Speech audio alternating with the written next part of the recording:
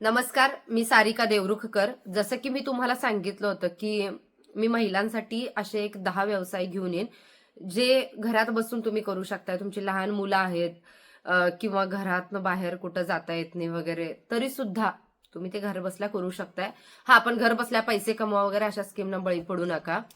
तर भरपूरशा लेडीज होत्या की त्यांनी मला सांगितलं होतं की आमच्या घरचे मला सपोर्ट करत नाहीयेत. माझे स्वप्न मोठे आहेत, पण सासू सासरे बाहेर जायला नको म्हणतायत किंवा घरचे मिस्टरांना आवडत नाही बाहेर गेलेलं. किंवा ठीक आहे, सगळं आहे, पण पैसे नाही आहेत आमच्याकडं. मग आम्ही व्यवसाय कसा चालू करू? बरोबर आहे तुमचं. घरचे जर तयार नसतील, बाहेर पाठवत नसतील, एकेकाच्या घरात नाही चालत, तर स्वप्न मोठे असून सुद्धा आपण काय करू शकत नाही. किंवा मुलं लहान असतात तर आपण बाहेर जाऊ शकत नाही. आणि हे सगळं असेल आणि पैसे जरी नसतील तरी आपण काय करू शकत नाही. तर ह्या सगळ्यांवरचा एक उपाय मी तुमच्यासाठी घेऊन आली आहे, ज्यात तुम्हाला तुमच्या प्रश्नांची उत्तरं मिळतील. मी व्हिडिओच्या शेवटी सांगणारच आहे की आणि मी असं काही नाहीये की बाबा मी तुम्हाला फसवते किंवा काही विषय नाहीये. हे मी स्वतः जाऊन बघितलेलं आहे म्हणून मी तुम्हाला सांगते. तर असे 10 व्यवसाय की जेणेकरून एक पहिली गोष्ट आहे, तुम्हाला जर तुमची पाककला चांगली असेल, म्हणजे एखादा पदार्थ छान बनवता येत असेल, तर कुणालाही न लाजता, समाजातले काय म्हणतील, गल्लीतले काय म्हणतील वगैरे हे न लाजता तुम्ही एखादा गाडा जो 70,000 किंवा 1,00,000 पूर्ण व्यवस्थित नाव वगैरे छान असं करून तयार होऊ शकतोय, तर तशा गाड्यावरती तुम्ही दाबेली, पावभाजी, पाणीपुरी, थालीपीठ, धपाटे म्हणजे थालीपीठ, किंवा चपातीमध्ये नाही का ते पराठे, ज्याच्यामध्ये तुम्ही कोबीचे पराठे करू शकताय, गाजरचे करू शकताय. म्हणजे काही नाही करायचंय तुम्हाला, ते पीठ मळलेलंच असतंय, त्याच्यामध्ये ते जे स्टफिंग आहे ते रेडी करून ठेवायचे, त्यात भरायचे, बनवायचे, द्यायचे. तुमची बहीण असेल, मैत्रीण असेल, कुणी असेल तर तिला सोबत तुम्ही घेऊ शकता. आणि लहान मुलांचं म्हणाल ना, तर आपल्या घरी सासू सासरे जे आपल्याला अडवतायत बाहेर जाण्यापासून, तर ते आपल्याला त्या मुलीला घेऊन जर आपल्या मुलाच्या संसाराला हातभार लागणार असेल तर करू शकतात मदत. आपल्या बोलण्यावरती पण असते. ठीक आहे, काही काही जण बोलून पण ऐकत नाहीत, पण आपण ट्राय करायचं, कारण आपल्याला पुढे जायचंय. तर हे करू शकताय. दुसरं म्हणजे जर कुणाला टेलरिंग मध्ये आवड आहे, ते तुम्ही करत असाल, तर आता ते आरी वर्कचं जास्त फॅड चालू आहे की बाबा सगळ्यांना अशी डिझाईन पाहिजे, हाताला पाहिजे, मागं पाहिजे. आता चांगलं त्याचं ट्रेंड आहे. तर काहीतरी 1,00,000पर्यंत आरी वर्कची मशीन भेटते. आणि त्याचबरोबर वेगवेगळ्या अजून काहीतरी 3 मशिनरीज आहेत, ज्या 1,00,000 1,00,000च्याच आसपास आहेत. त्या तुम्ही घरात घेऊ शकताय आणि तुम्ही डिझाईन्स बनवून विकू शकताय, देऊ शकताय, जर तुम्ही सिटी एरियामध्ये राहत असाल तर. जर तुम्ही खेड्यात राहत असाल आणि तुम्ही बोलाल की आता आम्ही तर खेड्यात राहतोय, काय करू, तर तिथून तुम्ही बाजरीच्या भाकरीत तीळ लावून, खरडाचं पाकिट त्याच्यासोबत, असं तुम्ही तुमच्या जवळच्या ज्या बेकरीज असतील तिथं जाऊन जेव्हा मुलं शाळेला जातील तेव्हा ते द्यायचं. त्या बेकरीवाल्यांना सांगायचं की दादा तुम्ही हे फक्त विकायला ठेवा, विकून झालं तर पैसे द्या. ठीक आहे, ते विकलं जाणार आहे, तुम्हाला पैसे मिळणार आहेत, आणि नंतर ते कस्टमर तिथे जेव्हा मागणी करणार आहे तेव्हा ती लोक तुम्हाला तुमच्याकडून तो माल मागवून घेणार आहेत. हे दुसरं झालं. तिसरं भरपूर सांगितलं. आणि अजून असं आहे की तुम्ही घरात बसून ऑनलाईन क्लासेस स्टार्ट करा. जे नॉलेज तुम्हाला आहे, तुम्ही सायकोलॉजी तुमचं झालं असेल, भरपूर जणांचे प्रश्न असतात की मला आत्महत्याच करावीशी वाटते, मला घरात नको वाटते, असं वाटते, तसं वाटते. गल्लीत जाऊन तुम्ही हे ऐकून घेताय पण तुम्हाला त्याचे पैसे मिळत नाहीत. पण तेच ऐकून घेऊन तुम्ही त्या प्रश्नांची उत्तरं जर ऑनलाईन चालू केलं तर लवकरच तुमचं चॅनल मॉनिटाईज होईल. का होईल? कारण हल्ली डिप्रेशनमध्ये जाणारे, टेन्शनमध्ये जाणारे, बोलायला, व्यक्त व्हायला माणूस मिळत नाहीयेत. तर असे व्यक्ती भरपूर आहेत ज्यांना बोलायचं आहे पण त्यांच्या सोबत बोलायला कोणी नाहीये. तर त्यांच्या सगळ्यांच्या प्रश्नांची उत्तरं तुम्ही देऊ शकताय. तुम्ही एक छान मोटिवेटर किंवा त्यांना सपोर्ट करणारे व्यक्ती बनू शकताय. आणि ह्यातनं काय होईल, तुमचं चॅनल ग्रो होईल. कारण ही अशी एक कला आहे, प्रत्येक जण तो व्हिडिओ तुमचा बघणार आहे आणि त्यातून तुम्हाला पैसे मिळणार आहेत.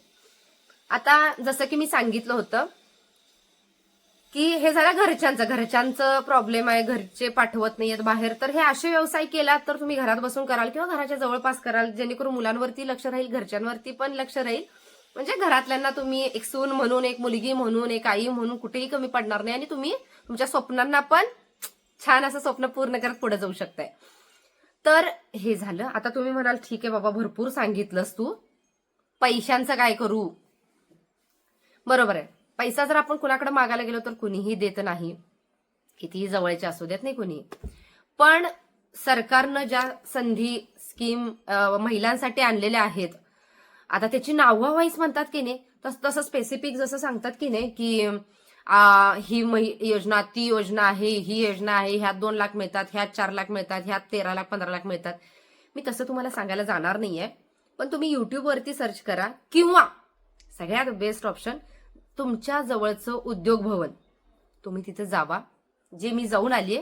कारण मला तो तुम्हाला फॉर्म दाखवायचा होता. मी चौकशी पण काल करून आलेले आहे, म्हणून मी एवढ्या कॉन्फिडेंटली बोलतेय. हा प्रकल्प अहवाल आहे, ह्याच्यामध्ये मी माझं नाव वगैरे सगळं घातलं त्यांच्यासमोर, मला ते घालावं लागलं. पण हे मी चौकशी मुद्दाम करून आले की आपण उगीच बोलतोय असं व्हायला नको. तर त्याच्यामध्ये एक 3 लाख, म्हणजे ज्या महिला आहेत छोटंसं काहीतरी करू इच्छित आहेत, तर त्याच्यासाठी त्यांना 3 लाख रुपये कर्ज मिळू शकतं. त्यातले थोडेफार म्हणजे 30% रक्कम हे सरकार आपल्याला माफ करतं आणि वरची रक्कम आपल्याला 5 वर्ष किंवा 10 वर्षाचा जो कालावधी असतोय त्यात थोड्या टप्प्याने आपल्याला भरायची आहे. 3 लाखाचंही मिळतं. आणि जर तुम्हाला मोठा काय व्यवसाय करायचा असेल तर त्याच्यासाठीही कर्ज मिळतं. हे मी विचारलेलं आहे, त्यामुळं डोळे झाकून विश्वास ठेवू शकताय. समजा तुम्ही 15 लाख कर्ज काढलं तर त्याच्यामधले 4.5 लाख रुपये आपल्याला सरकार सबसिडी देते.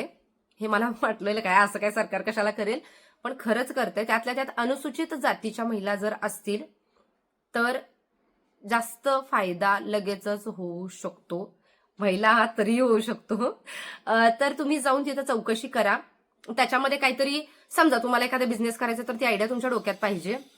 एखादा आता तुम्ही समजा आपण एक घेऊ की पाणीपुरीचा गाडा. पाणीपुरीचा गाडा जर करायचं म्हटलं तर त्याच्यासाठी त्या गाड्याचं तयारी वगैरे, तर त्याच्यामध्ये 1 लाखभर खर्च येतो. तर तुम्ही तो लावणार कुठं आहात, तो स्पॉट म्हणजे जिथं लावणार आहात त्या स्पॉट म्हणजे ज्या गावात लावणार आहात, शहरात लावणार आहात, तर तिथला लोकसंख्येचा दाखला आणि तुमच्या जातीचा दाखला, शाळा सोडल्याचा दाखला, पुन्हा जे तुमचं शिक्षण झालं त्याचा दाखला, पुन्हा वार्षिक उत्पन्न ते काय नसेल तरी चालेल, कारण तुम्ही आता जस्ट स्टार्टअप करताय. पुन्हा ज्या ठिकाणी गाडा तुम्ही लावणार आहात किंवा ती जागा जर दुसरं कुणाची असेल तर तिथलं करार पत्रक, असे दाखले. पुन्हा ग्रामपंचायतीत असाल तर ग्रामपंचायतीच्या लोकसंख्येचा दाखला, तुमचा रहिवासी दाखला आणि जे तुम्ही गाड्याचं तुम्ही स्टेटमेंट एक असतं ना, तर थोडंफार म्हणजे नाही का किती खर्च येऊ शकतो ह्याचं एक तुम्ही जाऊन काय काढतात कोटेशन. हे कोटेशन जस्ट एक इन जनरल काढायचं असतं आणि ते तुम्हाला तिथे जमा करायचं असतं. तर हे ऐकताना तुम्हाला अवघड वाटेल की काय कोटेशन काढा हे काढा, पण काही नाही. या कोटेशन म्हणजे काय, आता समजा मला एखादी वस्तू घ्यायची, तर ती वस्तू आपण जेव्हा दुकानात विचारायला जातो की ही कितीला आहे, तर ती लोक एक कोटेशन देतात की बाबा एवढ्या एवढ्याला तुम्हाला बसेल. तर त्यांच्याकडून ते घ्यायचंय आणि तुम्हाला तिथं त्या उद्योग भवनामध्ये जाऊन जमा करायचंय. त्यातून तुम्हाला 1 महिना ते 2 महिन्याच्या अंतरामध्ये तुमचे पैसे तुम्हाला हातात मिळतात. आणि मेन म्हणजे तुम्हाला त्यातली 30% रक्कम तर सरकार माफ करतं. मग ठीक आहे ना, तुम्हाला तुमच्यासाठीचा पैसा अवेलेबल पण होतोय. फक्त आता एकच आहे की तुमच्या डोक्यात ज्या आयडियाज आहेत त्या एकदा कागदावरती लिहा. त्याच्यासाठी काय काय लागणार आहे ते लिहा. म्हणजेच काय, ठीक आहे, म्हणजे महिलांसाठी ही चांगली गोष्ट आहे जी आज मी सांगितली. आता तुमच्या दोन्ही गोष्टी क्लिअर झाल्या की घरच्यांना कसं मॅनेज करू आणि पैसा कसा मॅनेज करू, दोन्ही गोष्टी क्लिअर केलेल्या आहेत. तर आता ज्या ज्या तुमच्या आयडियाज डोक्यात होत्या की मला हे करायचंय, मला ते करायचं, त्याच्यावरती काम करा. त्याचा अभ्यास न करता उतरू नका. आता एका काल ताईने मला सांगितलं की मी दाबेलीचा गाडा चालू केला, पण ज्या दिवशी गाडा चालू केला त्या गाड्यावर जाऊन थांबेपर्यंत मला माहितीच नव्हती की मला काय करायचंय. एक दिवस गाडा लावला, सगळं लायसन बिसन काढून मग त्या ताईंनी एका ठिकाणी जाऊन फक्त दाबेलीची रेसिपी विचारून आल्या आणि सेम स्टार्टअप केला. 3 वर्ष झालं त्या तिथं गाड्या चालवतात आणि छान पद्धतीने चालवतात.